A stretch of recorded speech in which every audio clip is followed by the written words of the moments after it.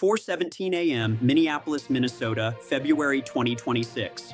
A single gunshot pierced the frozen morning air during a routine ICE enforcement operation.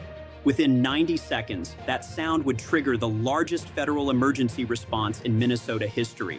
What federal agents uncovered in the next 11 hours would expose a criminal empire stretching across 7 states, hidden beneath the city's streets in a labyrinth of tunnels built over 14 years.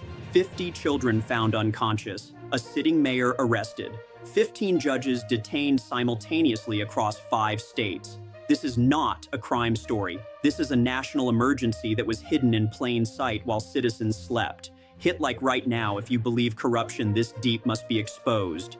The bullet came at 4:17 a.m. precisely, captured on 4 body cameras from different angles. ICE agent Marcus Thornton had less than 2 seconds to react when a black Escalade accelerated directly toward his tactical team on Hennepin Avenue. The vehicle's driver, later identified as 34-year-old Jamal Torres, was not a random civilian caught in the wrong place. Torres was a documented member of the SHIELD network, a civilian interference group that had been tracking federal operations for 18 months using police scanner apps and encrypted telegram channels. His phone records would later reveal 47 messages sent in the previous hour, coordinating convoy movements to disrupt the ICE operation. But Torres made a fatal miscalculation. The Escalade accelerated to 51 miles per hour in a 25-mile-per-hour zone, aimed directly at Agent Thornton's position. The shot was fired at 4:17:43 a.m. Torres died at the scene. Within 6 minutes, protests erupted across 3 Minneapolis neighborhoods. Within 40 minutes, the governor's office received 214 phone calls demanding a federal investigation. By sunrise, what should have been a local incident review had transformed into something far more dangerous for those who had been operating in the shadows for over a decade. Like this video if you support officers who risk their lives protecting our communities. 4:52 a.m., FBI Regional Command Center, Minneapolis. Special Agent in Charge Victoria Chen received a phone call that changed everything. An anonymous tip had been submitted through the Bureau's encrypted reporting system 11 minutes after the shooting. The message contained only 19 words. The mayor knows about the tunnels. Check beneath City Hall. The children are moved every 72 hours. You have until dawn. Chen had been investigating Minneapolis corruption for 26 months without significant breakthrough. Her team had flagged unusual financial patterns, delayed court proceedings, and suspicious real estate transactions, but nothing concrete enough to justify major federal intervention. This tip was different. It mentioned tunnels, a detail that had appeared in 3 unrelated witness statements over the previous year, each dismissed as unreliable. Chen made the decision in 11 seconds. She authorized emergency surveillance warrants for Mayor Hassan Duell's residence, City Hall basement access points, and 23 properties owned by shell companies with indirect ties to the mayor's financial network. By 5:40 a.m., ground-penetrating radar teams were positioned at 7 locations across downtown Minneapolis. What they detected defied everything investigators expected. Beneath the surface of a city built on honest Midwestern values lay a network of interconnected tunnels spanning 4.7 miles, linking 19 buildings including City Hall, 3 courthouses, 2 warehouses, and multiple residential properties. Construction records showed no permits. Utility maps showed no infrastructure. For over 14 years, someone had been building a secret underground transportation system while the city above remained completely unaware. 7:15 a.m. The decision was made to move immediately. Federal SWAT teams, Minneapolis Police tactical units, and ICE enforcement divisions were briefed in complete operational security. No leaks, no warnings. At 7:38 a.m., simultaneous breach operations began at 11 entry points across the city. Teams descended into darkness, equipped with thermal imaging, chemical sensors, and tactical lighting systems. What they discovered in the first tunnel segment stopped the lead team completely. The walls were reinforced with professional concrete work. Ventilation systems hummed quietly overhead. LED strip lighting ran along the ceiling for hundreds of feet. This was not some improvised smuggling route dug by desperate criminals. This was engineered infrastructure, planned, funded, and executed over years by people with resources, patience, and absolute confidence they would never be discovered. Comment justice now if you believe tunnels like this represent the ultimate betrayal of public trust. 7:51 a.m., Northwestern Tunnel Branch, 40 feet beneath 3rd Avenue. Agent Rodriguez's team found the first locked door, reinforced steel, electronic keypad, surveillance camera mounted above the frame still recording. They breached with hydraulic tools. The room beyond measured approximately 800 square feet. Inside, agents found 31 children, ages 6 to 14, lying on cots in various states of consciousness. 12 were completely unresponsive. 19 others appeared heavily sedated, unable to speak coherently or understand commands. Empty medication bottles littered a metal cart in the corner. Lorazepam, diazepam, and midazolam, powerful sedatives used to keep the children docile and quiet. Paramedics flooded the scene within minutes. Every child was transported to Hennepin County Medical Center under armed guard. Within 2 hours, doctors confirmed all 31 children had been reported missing over the previous 19 months across 6 states: Minnesota, Wisconsin, Iowa, Nebraska, Illinois, and South Dakota. Some families had been searching for over a year. Others had been told by local police their children were likely runaways with no evidence of foul play. Now those children were unconscious in a secret tunnel beneath a major American city, while a mayor conducted press conferences about community safety above ground. 8:14 a.m., Eastern Tunnel Branch, beneath the Hennepin County Courthouse. A second concealed door, another breach. This chamber held 19 more children in similar conditions. Total count now at 50 children recovered from 2 locations, with tunnel teams reporting at least 3 more locked doors still ahead. Medical teams later determined the sedation schedule had been carefully maintained. Doses administered every 8 to 12 hours to prevent the children from becoming alert enough to scream, resist, or attempt escape. Forensic analysis of the medication bottles revealed fingerprints belonging to Dr. Alan Korvash, a licensed pediatrician whose medical practice operated just 4 blocks from City Hall. Korvash had been filing insurance claims for routine child wellness visits while simultaneously managing a sedation operation in underground chambers.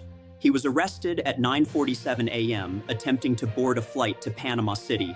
Hit like if you believe anyone who harms children deserves the maximum penalty under law.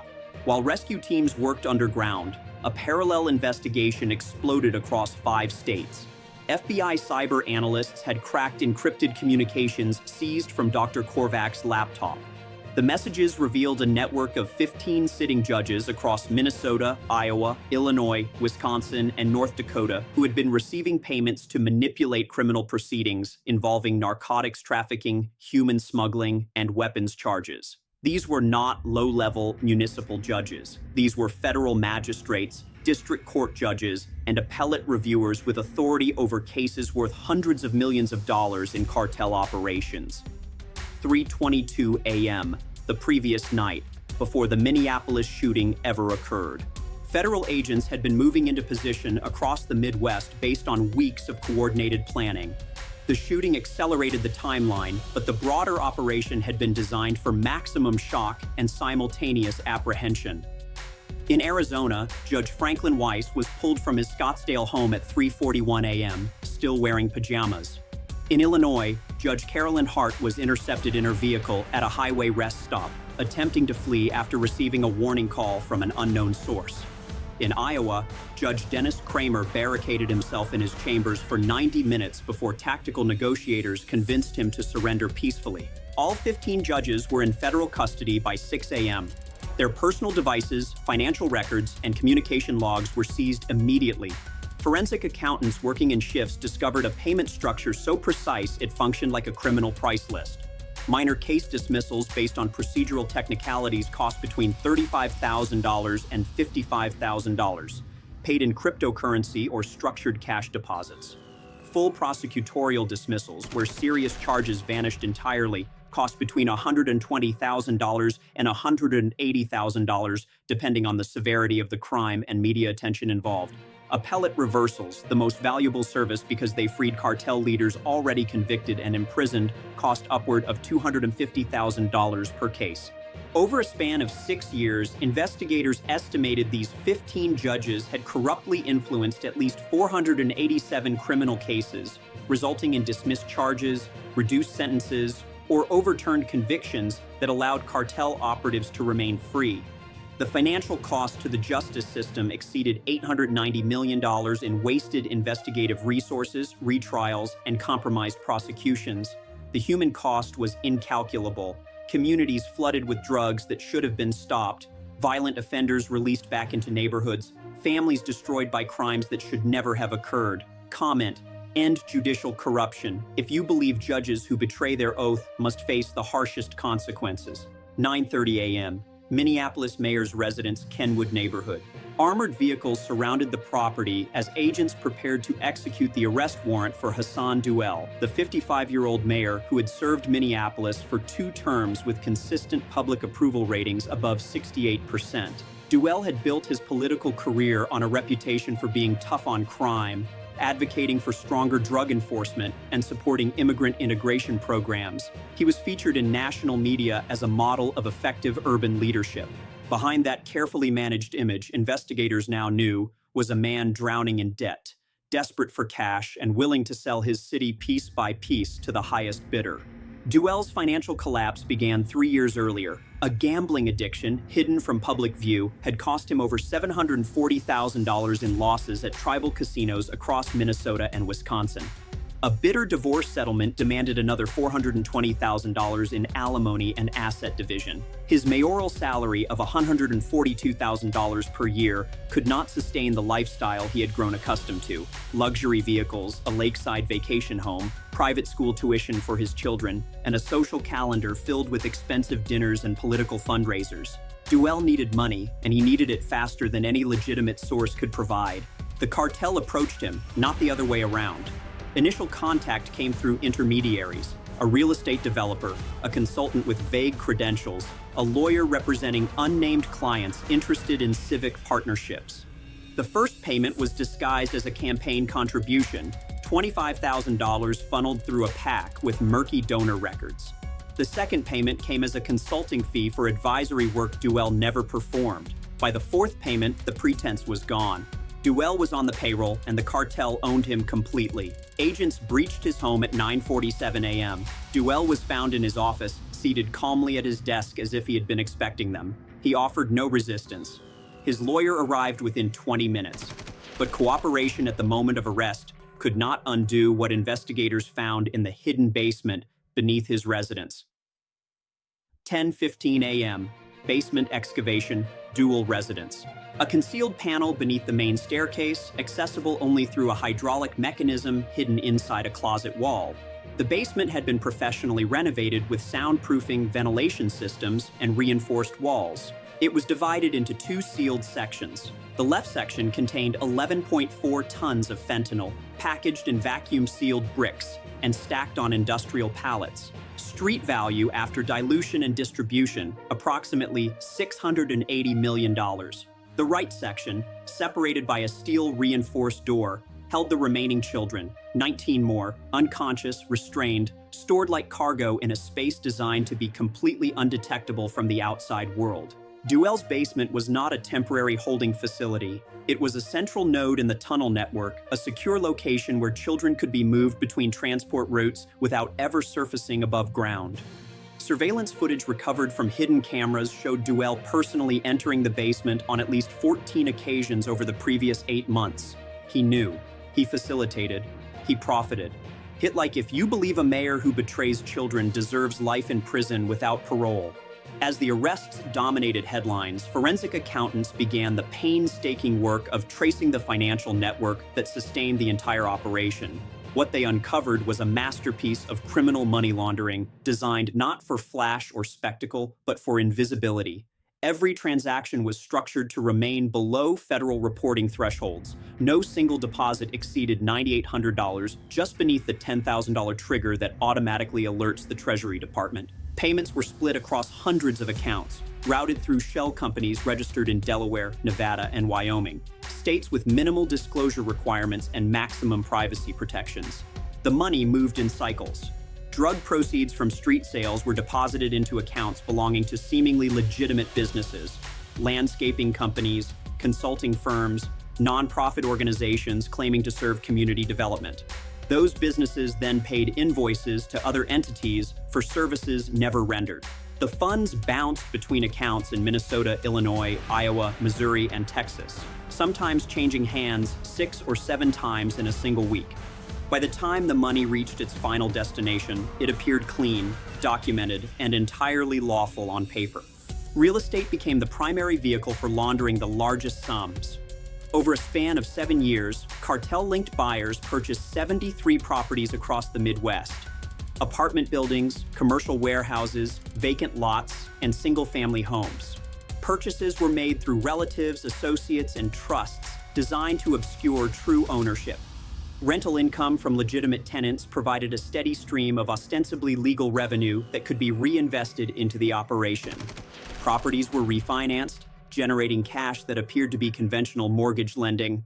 Some properties were sold at a loss intentionally, allowing dirty money to be lost in bad business deals while actually being transferred discreetly to offshore accounts. Investigators identified at least 340 shell companies created for the sole purpose of moving money without detection. These companies had no employees, no physical offices, and no genuine business operations.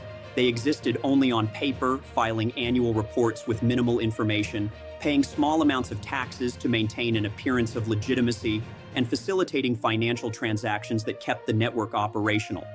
The entire structure was designed to exhaust investigative resources. So many accounts, so many entities, so many transactions that tracking any single dollar became nearly impossible without years of forensic analysis.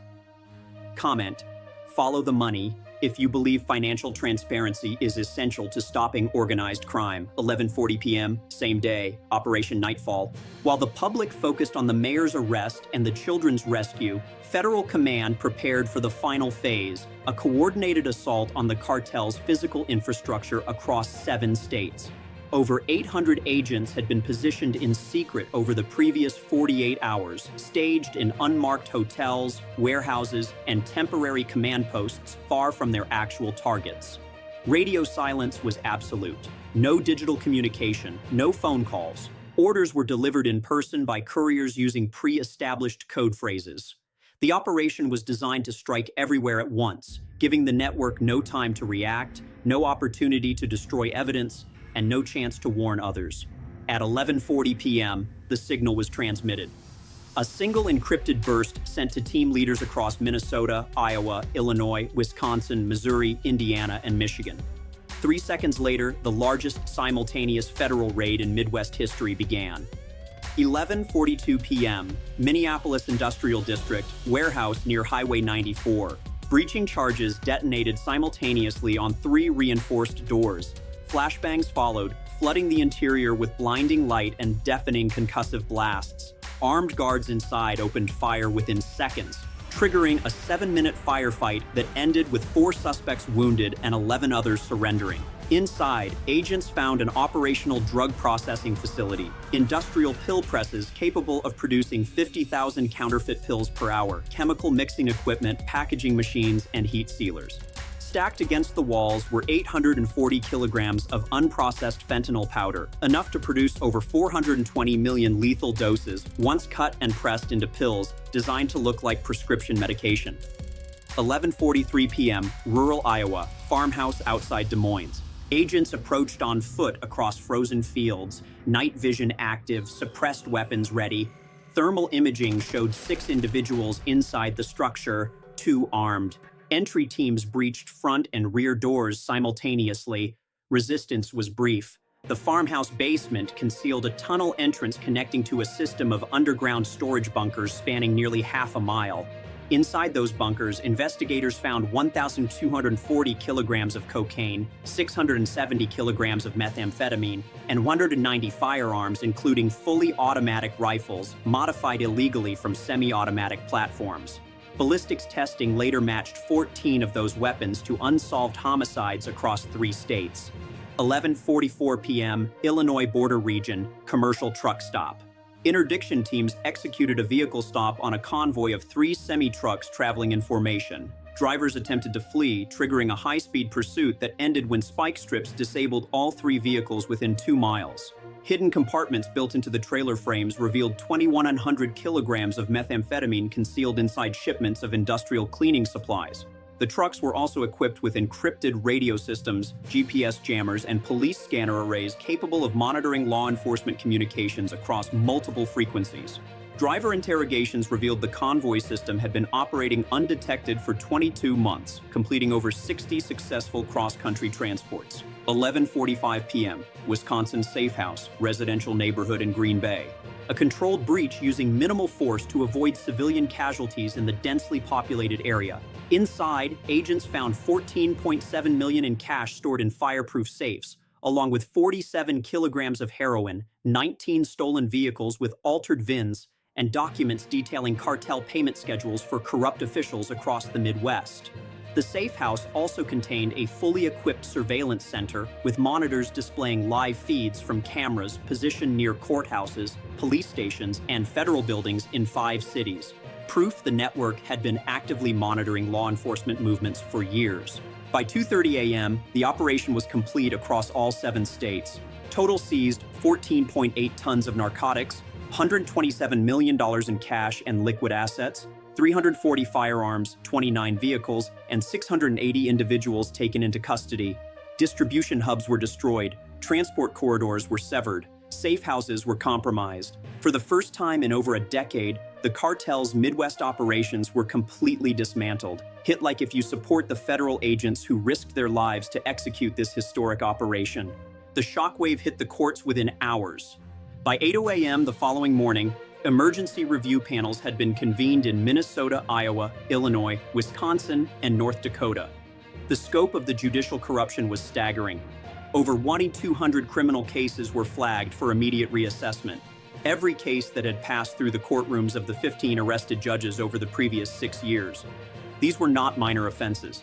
They included drug trafficking conspiracies, organized crime prosecutions, weapons violations, and human smuggling operations that should have resulted in decades-long prison sentences. Prosecutors reopened file after file, discovering patterns that should have triggered alarms years earlier. In Minnesota, Judge Franklin Weiss had dismissed 23 major narcotics cases over a 4-year period, citing procedural errors that legal experts later determined were either irrelevant or fabricated.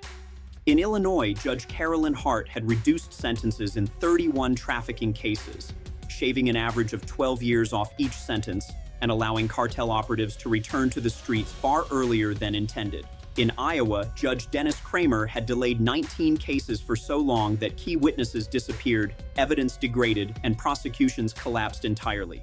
For families of victims, the revelations were devastating.